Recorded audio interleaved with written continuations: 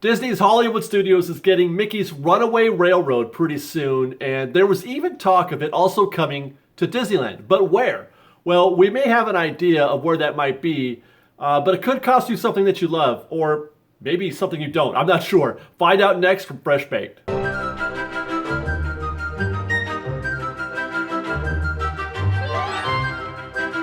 Hello everybody, welcome back to Fresh Baked. Thank you so much for joining us today, and a hearty mind hug for everybody watching. Now, normally I don't like to talk about vague posts that I find on forum discussion boards, but for whatever reason, I really want to talk about this because it feels, I don't know if legit's the right word, but it feels good. And we can even couch this discussion, not in the terms of whether or not the rumor is true, but could it work? Where could it work? How can it work? That's the more fun part. So this video, this discussion is going to be inspired entirely on this statement. Mickey and Minnie's Runaway Railway is very much on again for DLR. Sorry, Elsa. Now, I'll begin by saying that WDW Magic is a pretty fun site. It's a place that I go to learn about maybe potential rumors from unknown but seemingly knowledgeable sources. In fact, they were one of the first to get on the Tower of Terror 2 Mission Breakout rumor a while back. So when I see the statement that Mickey's Runaway Railway is back, with apologies to Elsa, I feel like this is really something that needs to be unpacked.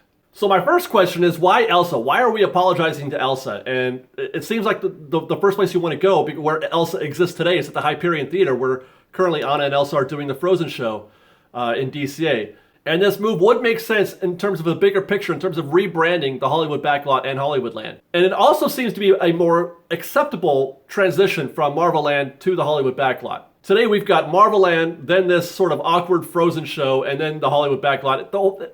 It's part of what doesn't make sense. Mickey's attraction there would make more sense transitionally. Having said that, this attraction was never really discussed. It had been rumored in the past, but it was never really discussed in this location.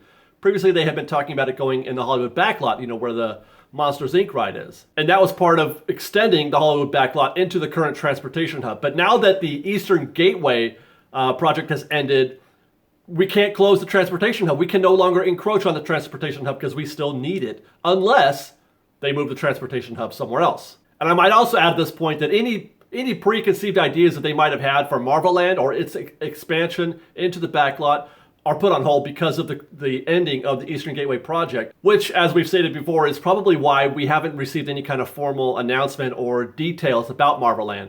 They still don't know what they're doing with it. So apologies to Elsa, but not at DCA. You'll recall a while back, we floated the rumor that we had heard also from WDW Magic that they were going to put in a new Frozen Miniland as part of an expansion of Fantasyland. And that Frozen Miniland was going to be into Fantasyland Theater and or Toontown.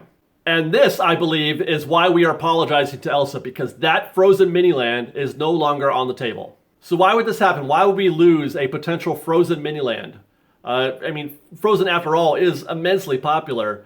But there are a couple of reasons for that. First, Anna and Elsa are not quite as popular today in the United States as they were a year or two ago. There is definitely some anti-Frozen sentiment out there. Second, it is cheaper to clone an attraction, i.e. Mickey's Runaway Railway, than it is to create an all-new one. This does sort of fly in the face, though, of Disney's previous initiative where they were trying not to repeat or clone attractions in other parks, but obviously that's been thrown out the window. We've now got potentially 3 Tron coasters around the world coming. And third, they must really like what they've seen so far from the early testing, the early development of Mickey's Runaway Railway. I compare it kind of to getting the green light for Guardians of the Galaxy 2 before the first Guardians of the Galaxy even hit theaters.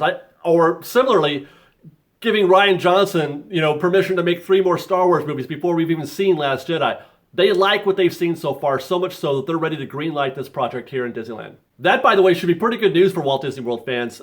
This attraction is supposed to be something new, a first of its kind, so much so that they're saying that ride vehicles are going to behave in ways that we're not used to or that we haven't seen before. So if we assume that this attraction is coming to Disneyland, it is coming to either Fantasyland or Toontown, the question is where? So if you follow the WDW Magic thread, you will learn that the current attraction, the one at Disney Hollywood Studios, is being put in the former Great Movie Ride building, which is about 2 acres big. And that's pretty big, by the way, for those counting. 2 acres is pretty big for a single attraction. Now, it's also said that the attraction will not need to occupy that entire space. And conjecture is that it's going to be about 1.85 acres worth of attraction real estate. with that number in mind, if this were to land in Toontown, it would occupy the vast majority of the entire land, something like 60-70% of the entire Toontown property. That is, if you put it in Toontown without occupying any space, like the Star Wars Land expansion or backstage areas behind Toontown or in Fantasyland proper. If this is the case, if it does land in Toontown whole, then it seems to me like the most logical place for it to be would be on the west end of Toontown, thus saving Roger Rabbit's cartoon spin. That means that Gadget's Go Coaster, Mickey and Minnie's house, Donald's boat, probably Goofy's house are subject to destruction. And also probably all the quick service dining locations between Minnie's house and Roger Rabbit. Now, if they take over some of that expansion area, the Star Wars Land expansion area, you can still expect to lose Gadget's and Mickey's house because it won't be able to fit neatly in either area. So there's got to be some crossover. Likewise, if you try to take over parts of the backstage areas that are behind Toontown, you're still going to probably lose the top third of Toontown, i.e. Mickey's house again, and in the quick service dining locations. Now, I know most of us probably wouldn't miss Gadget's Go Coaster at all, or Donald's boat, or Chippendale's Treehouse, but I would definitely miss Mickey and Minnie's house. Those attractions are a lot of fun, and even if you don't meet Mickey or Minnie, it's just fun to walk through the house, and you can exit without meeting them. So that's a fun attraction for me, and I would miss that. Now, obviously, it could be suggested that you could move the Mickey and Minnie meet somewhere else, but then you lose the walkthrough of the house, which for me, again, is half the entertainment. Likewise, it could be suggested that you could put Mickey's house, or the walkthrough of Mickey's house could become part of Mickey's Runaway Railway, the queue. You could make it part of the queue, which is a pretty good compromise because you get the attraction and you get a fun queue to walk through. And that's half the fun, again, of going to a Disneyland attraction is the queue process. However, I would still miss it a little bit the way it is because I prefer having Mickey's house to being its own attraction, that I can just choose to walk through the house and that's it. That I can choose not to meet Mickey, for example. Likewise, I would like to be able to choose not to ride Mickey's Runaway Railway if I prefer. I would like that to be a separate thing, and I don't know if they can make that happen in this case, but that would be cool if they could. I don't want to have to ride Mickey's Runaway Railway in order to see Mickey's house. And that's pretty much it for the options. I don't believe that there's any real discussion. Nothing was mentioned in the thread that I could find, nor does it seem logical to try to occupy parts of Fantasyland, i.e. the Fantasyland Theater. That if you do something with the Fantasyland Theater, I think that's something completely different and separate because there's a train, between those two locations, and I'm not sure how you blend those two. I guess they could do it for Haunted Mansion like they have Indiana Jones and Pirates of the Caribbean and all that by going under, but is that something that we want to do again for Mickey's Runaway Railway? I'm not sure. Having said all that, I'll close with this. I'm trying to get my head around why these buildings, these new show buildings, need to be so big. Why do we have a single attraction that's 1.5 acres to 2 acres? Just look what it's costing us in Toontown. An attraction, 5 walkthrough attractions, and 4 quick service dining locations. Now, mind you, these aren't great attractions. Like I said, nobody's going to miss Donald's boat, but they are individual experiences that you can choose to have or not to have.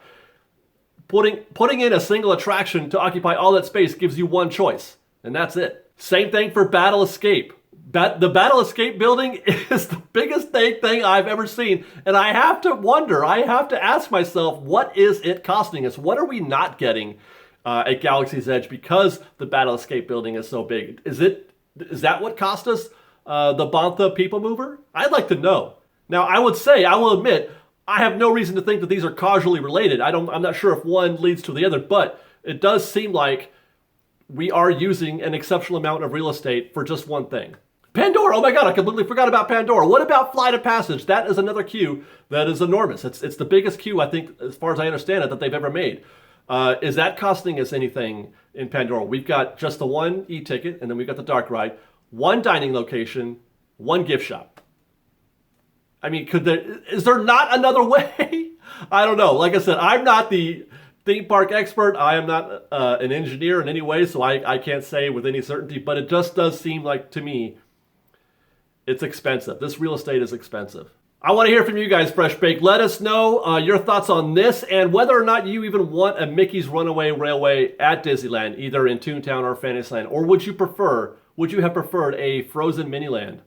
Leave your thoughts in the comments below, guys, and stay tuned for more from Fresh Baked. Coming up next, we got a discussion about the future of Star Tours and a new Disney-sanctioned Dapper event coming to Disneyland very soon. A Dapper Nights, perhaps? Until next time, guys, thanks for watching. We love you all very much, and fresh baked.